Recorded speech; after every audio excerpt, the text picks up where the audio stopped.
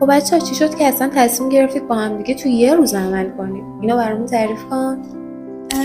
خب من و ترانه خیلی ساله با هم دوستیم، طبیعیه که هر کاری میکنیم با هم باشه.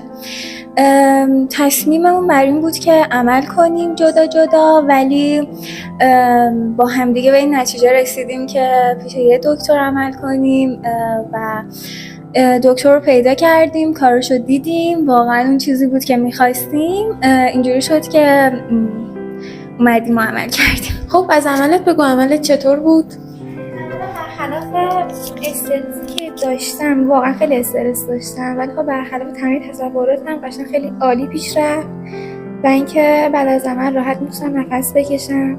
حتی در حدی بود که من فکر می‌کردم اصلا عمل نشدم در این حد. بعد دیگه همه چی اوکی بود دیگه، از اتاق عمل گرفته دیگه همه‌شون اوکی بودن، دکتر و